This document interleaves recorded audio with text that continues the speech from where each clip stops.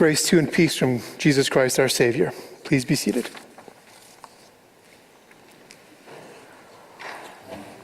Next week is our annual general meeting, which we'll be having during worship, the way it fits in like we have been doing the other years.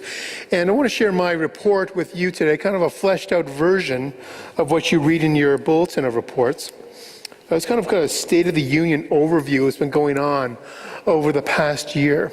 And I didn't choose that offering for any, that reading for any kind of, hidden meaning. But we do have our challenges, which I'll get into. Because alongside my regular pastoral duties of preaching, teaching, leading worship, visiting weddings, funerals, and managing church operations, I outlined 7 priorities when I moved from being your interim pastor and accepted the call here at First Lutheran 2 years ago. The first one I mentioned was building relationships. And this was an area I think is quite strong in our congregation. And for a full report of some of these things, such as Ladies' Time Out and Conversation Cafe, you look at Liz's report. But there's also other ways we've been connecting and building on those relationships that we've already been having and maintaining through our small groups. Of course, many of these are fading out. They've kind of reached a season in their cycle where they're being phased out. And I look forward to making this a priority over the next 12 months to find other ways for people to gather in small group Bible study, fellowship, and that sort of thing. A big part of that has been starting with the Galatians Bible study as kind of a starting off point of seeing where people are at. And of course, we have pub nights, which are surprisingly, popular for a church, but I think is awesome. And feast and fellowship, which I always enjoy because, food. And a growing in Christian understanding. See Liz's report for Power Zone for details on that.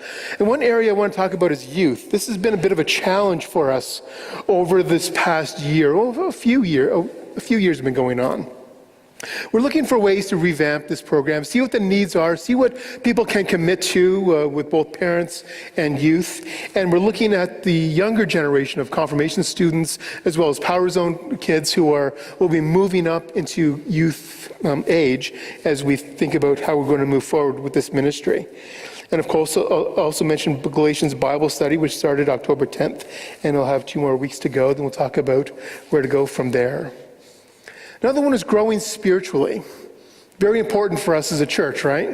Because my sermons have been focused on contemporary issues as they connect with our Lutheran tradition. And I've been looking at resources that people can use outside the church, such as the Advent and Lenten devotionals, which will be available.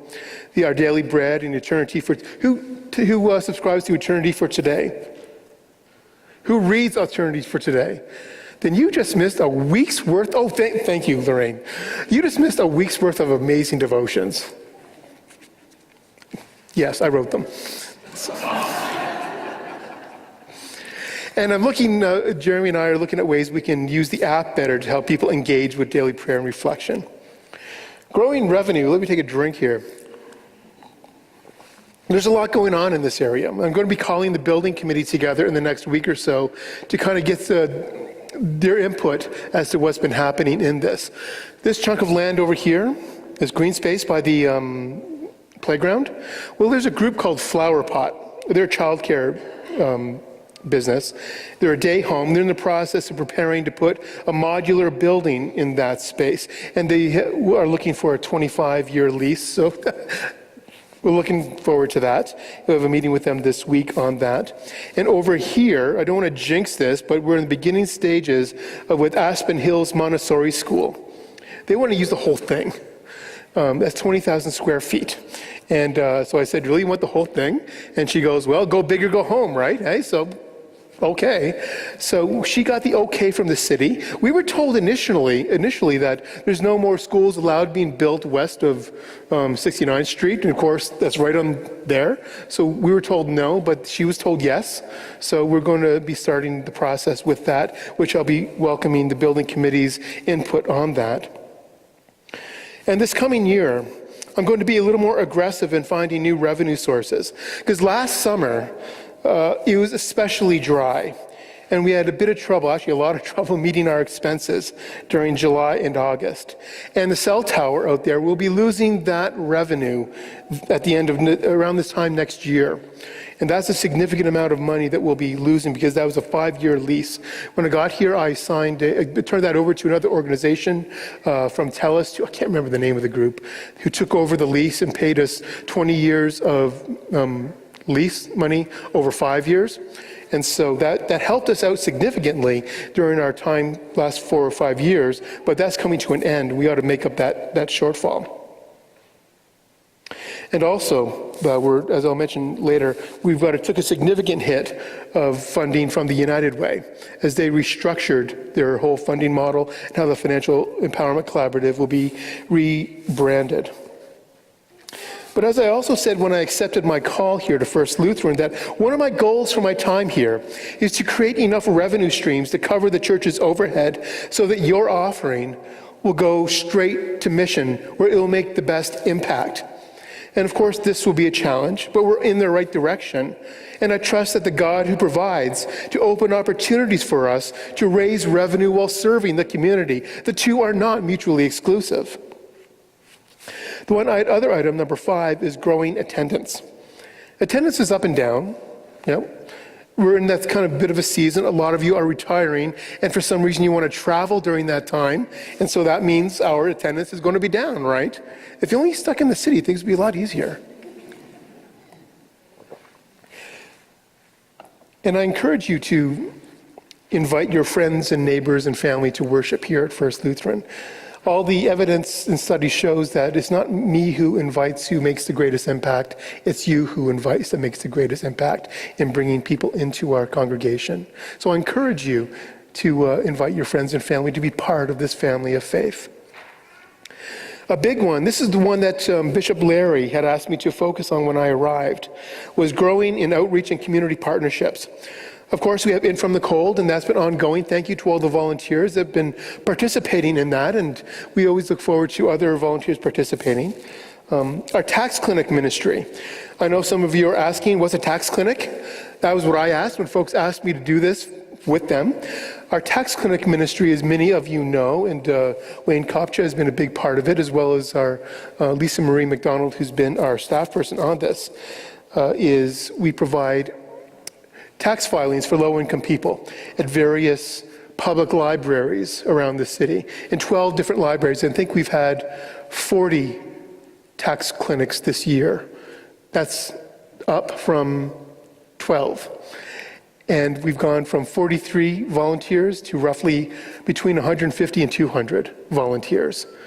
And the impact we've made through this ministry has been wonderful. And this is something that just kind of fell in our lap as we got into this, because when the new CEO of the Calgary Public Library arrived, he said, we're getting out of the program business, getting into the community space business, so they cut their tax clinic programs. The funders at the United Way say, hey, who's going to do that ministry, that work then? And so I get a phone call from a friend at the United Way saying, hey, do you want to meet for supper? And then she waited for my second beer before she said, hey, do you want to take over the tax clinic thing for the library? And I said, what's a tax clinic? And so I said, we can figure it out from there. And it has really grown. I've been really pleased with how this has shapen. But with the Calgary's Financial Empowerment Collaborative has changed, and it's due to restructuring and rebranding. Boy, I can't remember offhand what the new name is. I've stepped away from my position as co-chair of taxation and benefits within that, which means we've lost $30,000. And so I've been busy trying to make that up. And it would have taken way too much time away from the church had I stayed on. And since we've lost that funding, I'll be looking at other ways to bring in that revenue as we grow this work as well. Because we're not just doing tax filings, we're also going to be doing financial coaching. And both Lisa Marie and I have been certified through Bow Valley College to do the ground level financial coaching with our clients for low-income people. And alongside the tax clinics, First Lutheran was chosen as one of 3 organizations, it was Sunrise Community Link, Center for Newcomers, and us, to work with HEB Financial on something called tax time savings, which our clients, if they sign up with HEB with a special account, they take their tax refund, a minimum of $200, maximum of $1,000, keep it in that account for a year, and HEB will match it by 50%. So if they put in $200, they'll have $300 by the next year. And with that, they receive financial coaching as well as fun events for the family to make it a real community partnership. And this is met with modest success, and this is just a pilot project. And there are a lot of kinks to be worked out. But I'm delighted that HCB and Momentum identified First Lutheran as a partner to start this exciting initiative. And of course, there's refugee sponsorship. This area refugee sponsorship committee we've renamed ourselves. It's now SWARM, Southwest Area Refugee Mission.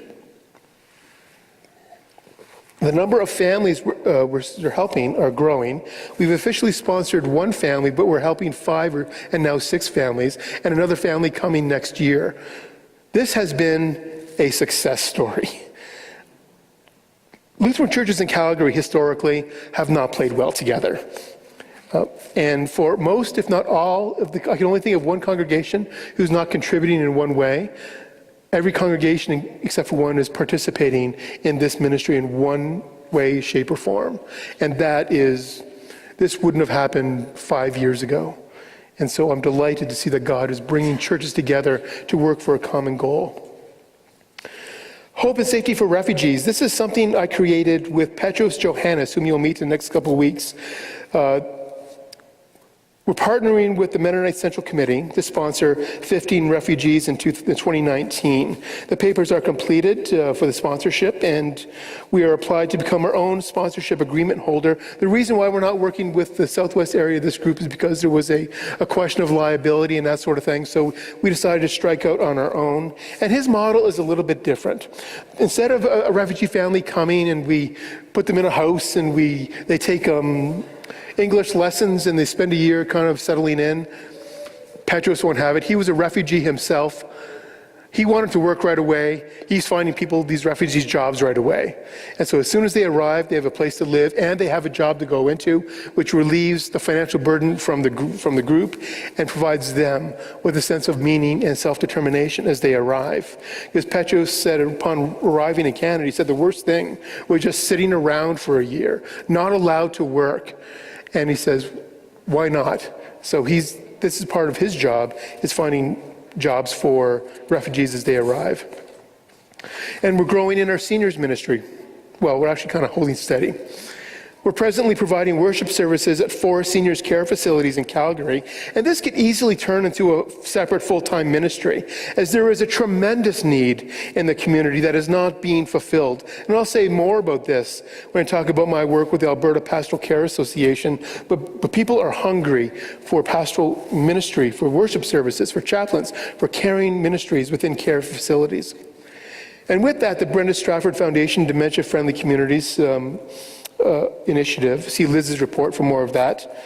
The Conversation Cafe and the growth of the dementia-friendly communities. This is a pilot project and it's reaching its 2.5-year timeline and will extend beyond its initial completion date. First Lutheran's involvement has grown as the project has expanded, and we're excited to be asked to be a leading partner in enlarging the reach of this important project. As the Dementia Friendly Communities project grows in scope and impact, organizations not presently participating will be invited to be involved through dementia awareness training within their own organizations to help their people better understand dementia and how to relate to those with a condition. Also advocacy by reducing the stigma of the disease and creating their own conversation cafes to further reach those living with dementia, their caregivers, and their families. And as this work grows, so will the needs that the dementia-friendly communities will fulfill, because this is an exhaustive list of activities. And I'd like to thank Liz for taking the lead on this. Liz has done an amazing job in moving this work forward. And number 7, growing the reach of our message. See Jeremy's report for more of this, but I would encourage congregation members to download our app if you haven't done so already. Rate and review the church's podcast or YouTube channel or whatever platform you're using. This will help extend the reach of our message, and I still want us to get onto that new and noteworthy page because it's been a while. We're moving up, but not fast enough. Please be involved. We'll send you links and stuff to make that happen. Because I look forward to the changes in our social media presence in the coming years. We're looking for ways to expand our church's communication reach. These are extra congregational ministries that I'm involved in, part of the church, but also beyond. The bishop, for some unknown reason, appointed me area dean last October, which is his representative in Calgary and area. So I've been busy visiting area clergy, organizing the area gathering, meeting with the area leadership team. Wayne is a part of our area leadership team, Wayne Hoff. Attending deans meetings and synod council meetings, as well as facilitating the transition to the missional formation model that Bishop Larry has asked the areas to move into. The missional formation model is an open process of discernment to see where the Spirit is leading us in the coming years. Last month, our church hosted the area gathering where churches from Calgary and area came together to discern where the Spirit is leading us. And we had almost double the number that I was expecting. We ran out of food. That's a great problem to have, but still we ran out of food. It showed that there is a real hunger for us to discern together what God is saying to the churches of Calgary in our time and in this place. And again, a big thank you to Kelly and Liz for coming out on a Saturday and offering such gracious hospitality. And when I look out and we look out at the wider Lutheran community, First Lutheran is in a strong position. In the Synod of the Alberta and the Territories, we have 99 churches. And according to Bishop Larry, 77 of them are on the verge of financial collapse. That's insane, but that's where we are. In Edmonton, there's about 15 or 16 churches, and by Bishop Larry's calculation, there should only be 5. So what he's doing is beginning a conversation on these mass amalgamations in Edmonton to use our resources most wisely. I don't know that that's the best move, but that's the conversation that's happening right now. But he's made no suggestions for Calgary, but he has asked us to be intentionally discerning together the path forward in this era of dwindling resources and institutional decline. He has encouraged creativity and innovation. Right now, in my role as area dean, I have sensed that many church leaders are exhausted and they're overwhelmed, which is not a condition for renewal. I ask your prayers for the churches of Calgary and area, as well as for our bishop, as he leads our church in these difficult times. But some of the conversation that has been happening in Calgary and area is to look at a gifts-based ministry model, which means that if you're good at preaching, you will preach. If you're good at administration, you will do that. If you're good at pastoral care, you will do that. That means that churches won't have just one pastor, there'll be a team of pastors together working with various congregations. But that's only in the beginning stages of the conversation. The other role that's taking over my life is that 2 years ago, I was elected president of the Alberta Pastoral Care Association. The Alberta Pastoral Care Association promotes and encourages quality pastoral care all around the province by providing training and advocacy for pastoral care providers in both lay and professional capacities. The mission statement of the APCA is this: it promotes quality pastoral care through an amalgam of professional chaplains and or spiritual care practitioners, clergy, trained volunteer chaplains, and trained lay pastoral care religious community visitors who connect and network to provide support and encouragement for each other and who work together to provide education and training opportunities at a non-professional level for pastoral caregivers. APCA has a collegial relationship with the Canadian Association for Spiritual Care, which is a multi-faith association of chaplains and spiritual care providers. APCA, the Alberta Pastoral Care Association, is distinctly Christian. We leave the multi-faith stuff to the Spiritual Care Association. But many who provide professional chaplaincy belong to both organizations. And Alberta Canadian Association for Spiritual Care provides professional accreditation and oversight. And many chaplains, of course, I say, are both members of APCA and the Canadian Association for Spiritual Care. And our job has become massive over these past few years because AHS 2 years ago laid off half of their contract chaplains, and many jurisdictions were left without pastoral or spiritual care providers. So APCA is working with local hospitals and communities to provide training for lay pastoral care visitors to fill this gap. But I have to say, those who are running spiritual care departments in the AHS aren't loving this because they worry that their departments will lose even more funding once hospital administrators realize that pastoral care can be offered more cheaply by trained volunteers instead of by credentialed chaplains. But right now, APCA is filling a gap that needs to be fulfilled. And so we're creating a training in collaboration right now with AHS Lethbridge, which will be used for training all over the province, specifically in underserved areas. And as I've been in conversation with the past president of APCA, Virginia Baptiste, who many of you know, who helped us with a board development program last year, we identified the growing need of pastoral care within senior care facilities as a need that's not being filled. As hospitals are cutting pastoral care staff, so are senior care facilities, aside from Bethany and the Good Samaritan Society, although money is a lot tighter than it once was in those organizations. So our group, APCA, will be reaching out to senior care facilities to train their volunteers. And we're also looking at offering a lay visitation training event here at First Lutheran in the spring for Calgary, for churches in Calgary of every denomination. And we just ran a successful pilot in Lethbridge last week, and are looking to provide that training here in Calgary.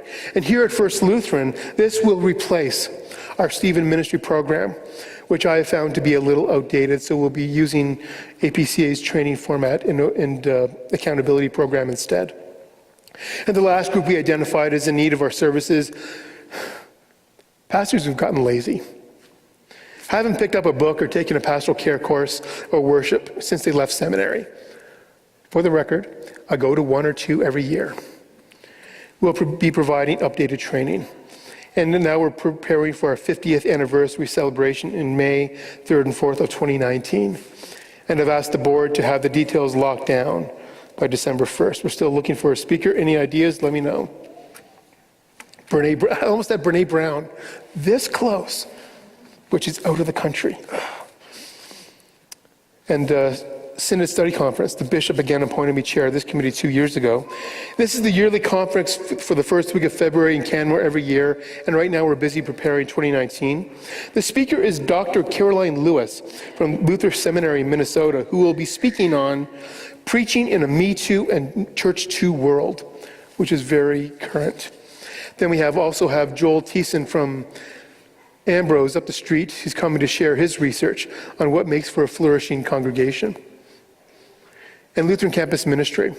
I've taken over with this organization on the board, and a big thank you to First Lutheran staff for putting a ton of work into last week's Shoot for the Stars fundraiser and make it a big success. This was a huge event for LCM, and Pastor Margaret was delighted by how it all turned out. This event was a wonderful affirmation of the incredible work that she is doing on the campuses of U of C and Mount Royal. It's been a long, busy year, and I'd like to thank the First Lutheran staff for your hard work and your faithfulness to the ministry of this church. Kelly, Liz, Jeremy, Gregor, Lisa Marie, and Shania, and before Shania, Jessica, you have put a lot of effort to help build the work of this congregation, and I'm grateful to have such a dedicated staff to work with. So thank you for all your hard work and effort and faithfulness in building this ministry. Also, council, thank you for your hard work and faithfulness to the governance of this church. We've kept our meetings to about an hour-ish, but we have fruitful conversations and discernment in that time together. I'd like to thank our outgoing chair, Wayne Kopcha, for your steady hand over these past years. And I'd like to thank you, the faithful of First Lutheran Church, for your commitment to the faith, to your faith, as expressed through this community. Without your partnership, support, participation, encouragement, as well as your challenge, you help build this ministry and make a real and concrete impact in the life of our community. That's a lot of stuff going on. When I have my monthly visits with my spiritual director, he always asks, do you give yourself time to breathe? This month, do you just be in this flurry of activity? No. I don't know if that's a good thing or not, but I like having all these things on my schedule. It shows that our church is alive, that we are living in a time of tremendous change and transition. And God has put us in this time and place during this time of change and transition because God knows that we know what to do with it. That we have been given the gifts, the skills, the discernments to meet these changes and transitions and the challenge they bring. Because I'm excited to see what next year will bring. So let us meet the days ahead in partnership and in fellowship, in hopeful anticipation and ear on the ground discernment, in prayer and praise and in careful planning. Together, in the power of the Spirit, we will meet that future that God has prepared for us. So I submit my report in Jesus' name. Amen.